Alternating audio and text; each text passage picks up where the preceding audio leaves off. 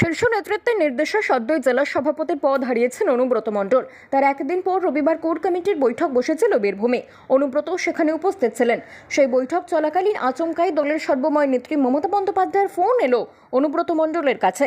তৃণমূল সূত্রে খবর, কথায় কথায় দলনেত্রীর কড়া নির্দেশ, আগামী দিনে জেলায় দলের কোনো মিটিং মিছিল ডাকবেন না অনুব্রত। কোনো কর্মসূচির আয়োজন করতে হলে তা করবেন জেলায় দলের চেয়ারপারসন আশিস বন্দ্যোপাধ্যায়। শুক্রবার অনুব্রতকে জেলা সভাপতির পদ থেকে সরিয়েছেন দলের শীর্ষ নেতৃত্ব। শুধু তাই নয়, বীরভূমে জেলা সভাপতির পদটাই তুলে দেওয়া হয়েছে। স্পষ্ট নির্দেশ, জেলা দলের সংগঠনের কাজকর্ম দেখভাল করবে কোর কমিটি। এরপরই রবিবার বেলায় কোর কমিটির বৈঠক ডাকা হয়েছিল। বৈঠকে কেষ্ট যোগ দেবেন কিনা তা নিয়ে জল্পনাও ছিল, কিন্তু শেষমেশ দেখা গেল বাকি সদস্যদের মতো নির্ধারিত সময়েই বৈঠকে যোগ দিলেন অনুব্রত। ওই বৈঠক চলাকালীন এবার তাকে ফোন করলেন দলনেত্রী মমতা বন্দ্যোপাধ্যায়। জেলা সভাপতি পদে থাকাকালীন বীরভূমের 3টি মহকুমায় মিছিলের ডাক দিয়েছিলেন অনুব্রত। তৃণমূল সূত্রের দাবি, সেই বিষয়টি নিয়ে আলোচনা হচ্ছিল বৈঠকে। ওই সময়ই মমতা বন্দ্যোপাধ্যায় ফোন করেছিলেন।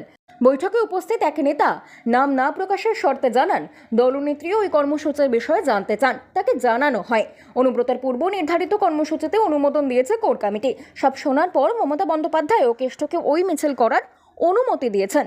পাশাপাশি তার নির্দেশ, এরপর থেকে জেলায় কোনো মিটিং মিছিল করার কথা থাকলে তা ডাকবেন কেবল আশিস বন্দ্যোপাধ্যায়।